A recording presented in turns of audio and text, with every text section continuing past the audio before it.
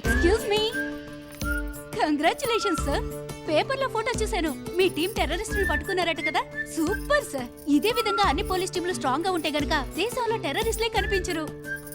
Hello, ఏంటి sir praise చేసినా కూడా సైలెంట్ గా చూస్తారు? Once you catch the terrorist, you should inform us. But what did you do? That is అదే madam అదే. Please, don't say anything. Why did you inform the press?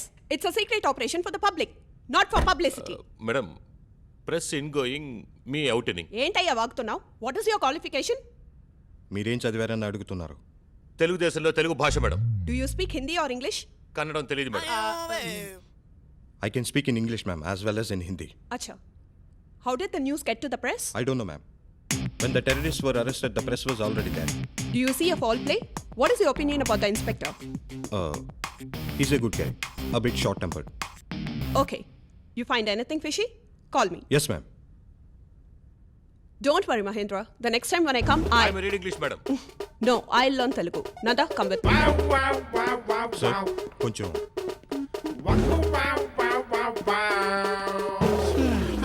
అమ్మయ్య జై తెలుగు తల్లి. యో నిన్నెవరే టోపీ సారీ చెప్పండి. సార్ తమరికి ఇంగ్లీష్ తెలియలేదని దిగులు పడబాకండి సార్. అయ్యో నా దిగులు అది కాదయ్యా. ఆ. ఆడికి ఇంగ్లీష్ తెలిసింది కదయ్యా. Twinkle twinkle little star. వారిని, నీకు ఇంగ్లీష్ తెలుసా? అదొకటే సార్ తెలుసుండేదా? థు. ఎందుకు సార్ ఇంకా అంత కోపం? ఆరోగ్యం పాడైపోదు. అంటే నా కోపంలో న్యాయం లేదా? నిజానికి ఉంది, కానీ ప్రయోజనం? ఏ ప్రయోజనం లేదు కాబట్టి నాలో నేనే మదన పడుతున్నాను కర్ణ. నన్ను పంపించేటప్పుడు తీవ్రవాదులని చెప్పి పంపలేదు, దొంగలని చెప్పే పంపాడు. అందుకే నేను ఒక్కడినే వెళ్ళాను. జరగకూడదు ఏదైనా జరుగుంటే? ఈ ఉద్యోగంలో నా ప్రాణం పోయినా పర్వాలేదు, కానీ నా సమాధి మీద నా పేరే రాసుండాలి, ఇంకొకటి పేరు రాసుండకూడదు. వదిలేండి నంద. ఒకటి పెరుగుదలను, విజయాన్నో ఇంకొకటి సొంతం చేసుకోలేడు. Excuse me. Congratulations sir. పేపర్లో ఫోటో చూశాను. మీ టీం టెర్రరిస్టులు పట్టుకున్నారట కదా. Super sir. ఇదే విధంగా అన్ని పోలీస్ టీంలు స్ట్రాంగ్ గా ఉంటే గనక దేశంలో టెర్రరిస్టులే కనిపించరు. హలో, ఏంటి సార్ ప్రైజ్ చేసినా కూడా సైలెంట్ గా చూస్తారు? సంతోషం, దుఃఖం అన్నిటికీ ఒకటే రియాక్షనా? ఎప్పుడు చూసినా మొహం ఉమ్ముని పెట్టుకుంటారు. పేపర్లో ఫోటోలో కూడా చూశాను, అలాగే ఉన్నారు. ఇన్స్పెక్టర్ మహేంద్రన్ చూడండి, జమ్మున ఎలా నించున్నారు. దయచేసి వెళ్ళిపోతారా? ఎలా వెళ్ళిపోతాను? ఎంతో గొప్ప సాహసం చేశారు కదా. ట్రీట్ ఎప్పుడు ఇస్తున్నారు? ప్లీజ్. ఓకే ఓకే, మీరు నాకు ట్రీట్ ఇవ్వద్దు. నేను నా ఫ్రెండ్స్ కలిసి ఒక సన్మాన సభ ఏర్పాటు చేస్తున్నాం. ఇన్స్పెక్టర్ని కూడా తీసుకొస్తా. జరిగిందేంటో తెలుసా నీకు? పెద్ద వచ్చేసింది పోగొట్టడానికి. కావాలంటే నువ్వే వెళ్ళి పిలుచుకో. పో పోవే.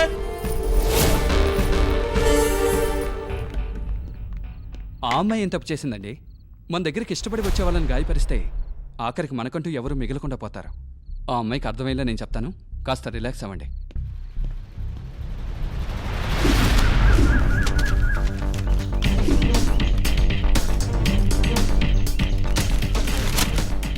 Board తిప్పేసిన Keshava chit funds. ఈ డబ్బా Keshav chit funds owner abscond అంట్రా.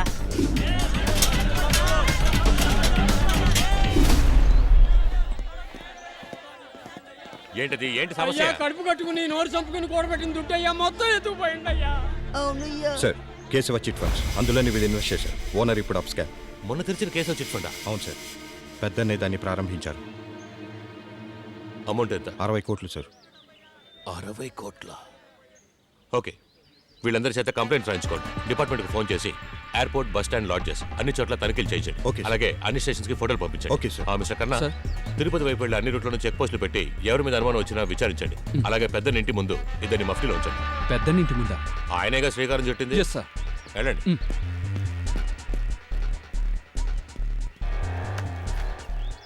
ఏంటి బదరా? ఏం లేదు సార్. మరి లుక్కులు అవి చెప్పించేయి. సారీ చెప్పేద్దామని వచ్చా. అదేంటి, తిట్టాల్సిందంతా అయిపోయిందా? I'm sorry. నేను అలా తిట్టుండకూడదు. యాక్చువల్లీ మీ మూడు తెలుసుకోకుండా మాట్లాడడం నా తప్పే. మీ ఫ్రెండ్ కన్నా చెప్పిన తర్వాతే నేను చేసిన పొరపాటు అర్థమైంది. నా సైడ్లో కూడా తప్పుంది. కాదు, నా కోపాన్ని మీ మీద చూపించుండకూడదు. I'm sorry.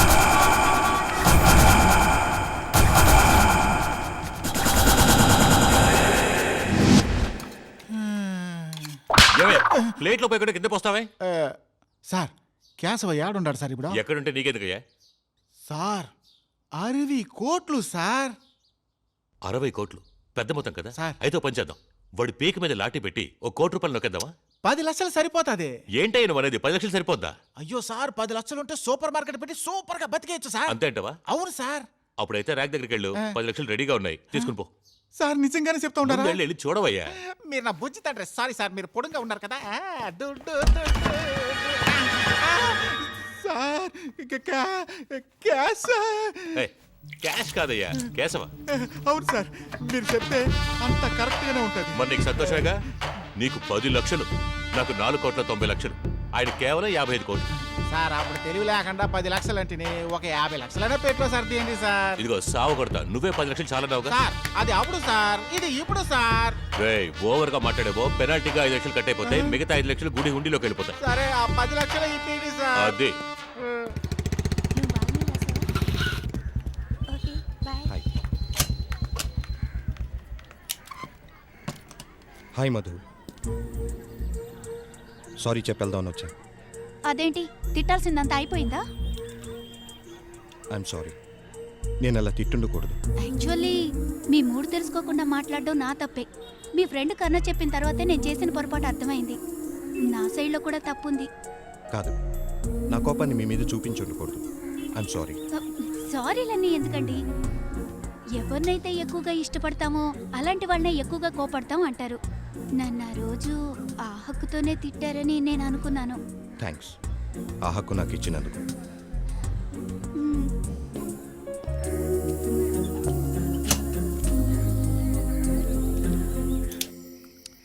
పెదైనా నువ్వనట్టే లేపేశాను, కానీ నువ్వు 40 అంటున్నావు, పబ్లిక్ 60 అంటోంది. జనం లచ్చంటారబ్బా. అయ్యని నమ్మి నువ్వు అప్పానే లెక్కడతావా? అరే శక్తి, ఏంది నా కాడే బేరం మాట్లాడటం ఆరంభించినావా మహేంద్ర? చచ్చే, అంత మాట అనదు పెదైనా. నీకు తెలుసో తెలీదని అడిగాను. మహేంద్ర, నీకు 5 పెట్లు కన్ఫర్మ్. మిగిలిండేది ఎంత ఉంటే నీకేంది? కరెక్టే పెదైనా, నువ్వు చెప్పినట్టుగానే ఇంటి ముందు 2 పోలీసులు మఫ్తీలో నిలబెట్టాను. అప్పుడే కదా ఎదుటోనికి మన మీద సందేహం రాకుండా ఉంటది.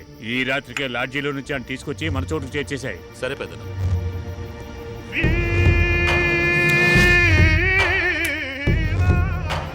శక్తి, మహేంద్రకి లెక్కల్లో బొక్కలెత్తిగా తెలివి పెరిగిపోలే? అవునబ్బా.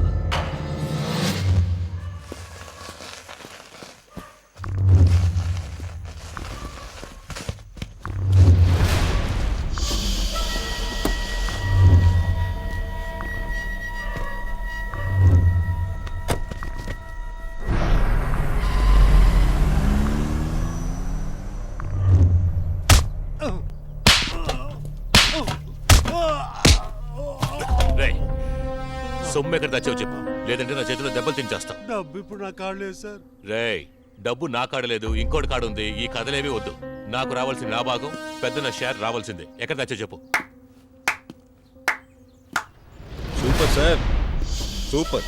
ఈ సిన్సియారిటీ చూస్తుంటే చాలా గర్వంగా ఉంది. ఆ రోజు పోలీస్ స్టేషన్లో ప్రజల డబ్బు కోసం తెగ బాధపడ్డారు. నేను అది నిజం అనుకున్నా. చూస్తుంటే అర్థమవుతుంది, పెద్ద నట్టులే. ఇదిగో, నీకు ఇక్కడ ఏం పని? వెళ్ళిపో. ఏ, మీ షేర్లో భాగం కావాలంటే ఆయన భయంగా ఉందా? అయ్యో, ఆ మాట అంటే సంతోషపడతానుగా. నీ షేర్ నీకు ఇచ్చి వెళ్ళిపోతాగా. అది వదిలేసి భక్తి నిజాయితీ అంటూ ఏదేదో బాగుతున్నావు. అలా ఉండటానికే సార్ యూనిఫామ్. అసలు ఏమాత్రం మనసాక్షి లేదా? ప్రజల్ని కాజేసిన డబ్బుని భాగాలు ఇస్తున్నారు.